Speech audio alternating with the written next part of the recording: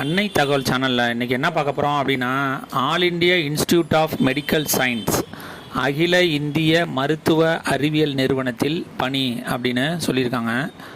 Employment type என்ன அப்படின்னா, regular பேசிஸில் ஆளை தேர்ந்தெடுக்கிறோம் அப்படின்னு சொல்லியிருக்காங்க. பிளேஸ் ஆஃப் போஸ்டிங் எங்கே அப்படின்னா, ஆல் ஓவர் இந்தியா அப்படின்னு சொல்லியிருக்காங்க.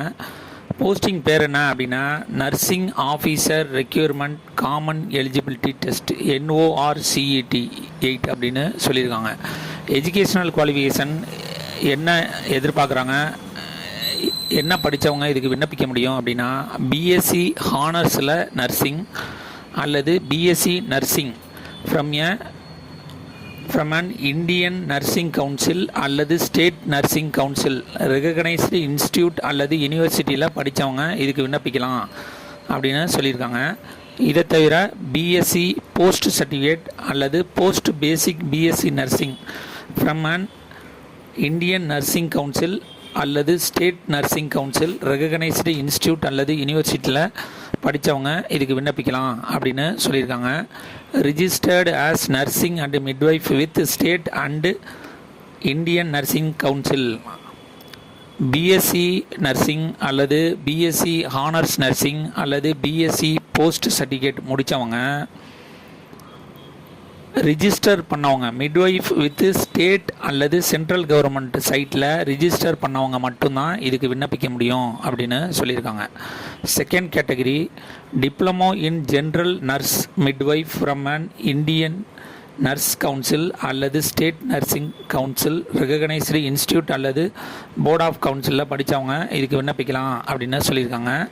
இவங்களும் registered as nurse and midwife in state அல்லது இந்தியன் நர்சிங் கவுன்சிலில் ரிஜிஸ்டர் பண்ணவங்களாக இருக்கணும் அப்படின்னு சொல்லியிருக்காங்க. 2 years experience in and minimum 2 வருஷம் எக்ஸ்பீரியன்ஸ் கண்டிப்பாக இருக்கணும் அப்படின்னு சொல்லியிருக்காங்க. இதை தவிர 50 பெட்டுகள் உள்ள ஹாஸ்பிட்டலில் பணிபுரிஞ்சவங்க மட்டும்தான் இதுக்கு விண்ணப்பிக்க முடியும் அப்படின்னு சொல்லியிருக்காங்க. வயது வரம்பு என்ன கொடுத்துருக்காங்க அப்படின்னா, 18லேருந்து 30 வயசு இருக்கிறவங்க இதுக்கு விண்ணப்பிக்கலாம் அப்படின்னு சொல்லியிருக்காங்க. ஏஜ் ரிலாக்ஸேஷன் யார் யாருக்கெல்லாம் கொடுத்துருக்காங்க அப்படின்னா, SC/ST கேண்டிடேட்டாக இருந்தாங்க அப்படின்னா அவங்களுக்கு 5 years ஏஜ் ரிலாக்ஸேஷன் கொடுக்குறாங்க. OBC கேண்டிடேட்டாக இருந்தாங்க அப்படின்னா அவங்களுக்கு 3 years ஏஜ் ரிலாக்ஸேஷன் கொடுக்குறாங்க. ஃபிசிக்கலி சேலஞ்சு ஜென்ரல் மற்றும் எக்கனாமிக்கலி வீக்கர் செக்ஷன் கேண்டிடேட்டாக இருந்தாங்க அப்படின்னா அவங்களுக்கு 10 வருஷம் ஏஜ் ரிலாக்ஸேஷன் கொடுக்குறாங்க. ஃபிசிக்கலி சேலஞ்சு SC/ST கேண்டிடேட்டாக இருந்தாங்க அப்படின்னா அவங்களுக்கு 15 வருஷம் ஏஜ் ரிலாக்ஸேஷன் கொடுக்குறாங்க. ஃபிசிக்கலி சேலஞ்சு OBC கேண்டிடேட்டாக இருந்தாங்க அப்படின்னா அவங்களுக்கு 13 வருஷம் ஏஜ் ரிலாக்ஸேஷன் கொடுக்குறோம் அப்படின்னு சொல்லியிருக்காங்க.